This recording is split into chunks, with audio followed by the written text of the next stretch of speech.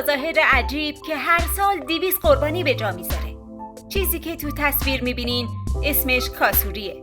سومین پرنده بزرگ دنیا که طولش به 2 متر میرسه و دومین پرنده سنگین وزن جهان با چیزی حدود 60 کیلوگرم وزن. شاید بپرسین چرا این پرنده لقب خطرناکترین پرنده دنیا رو به خودش گرفته؟ قبل از اینکه بریم سراغ جواب، بکوب لایکو.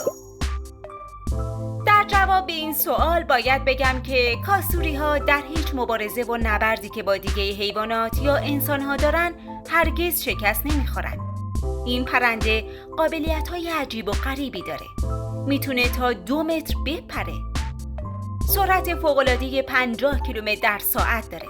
علاوه بر اینا یه شاخ خیلی تیز هم بالای سرش وجود داره که میتونه مثل یه خنجر فوق‌العاده تیز از اون تو جنگ‌ها استفاده کنه. این خنجر طبیعی 12 سانتی متر طول داره. این پرنده در عین حال شکل و ظاهر وحشتناکی هم داره. پرهای سیاه رنگی بدنشو پوشونده و تا حدودی شبیه بوقلمونه. گردن آبی با زائده قرمز رنگی که از اون آویزونه رو میشه ویژگی بارز اینو از پرنده ها بدونیم. چشمای بزرگ و تیز کاسوری میتونه کوچکترین حرکت و جنبشی رو تو دوردستترین نقاط هم ببینه. هر سال 200 مورد حمله کاسوری به انسان گزارش میشه که بعضی از اونا منجر به مرگ میشه.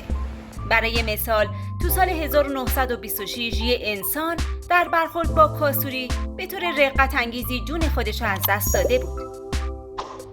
کاسوری ها وقتی از طرف انسان ها احساس خطر کنن بهش حمله میکنن.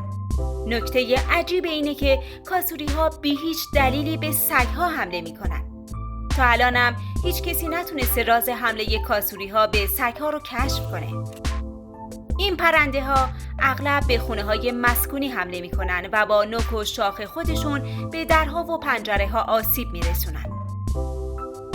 زیستگاه این پرنده تو مناطق شمالی استرالیاست. این پرنده ها تو جنگل های بارانی استرالیا نقش مهمی تو انتشار دونه ها و بذر گیاه ها دارن. کاسوری میوه خواره و از قارچ ها، نرمتنان و حشرات تغذیه میکنه.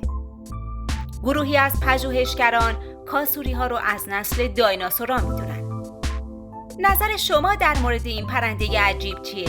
حتما تو کامنت ها به هم بگو. مرسی که تماشا کردین.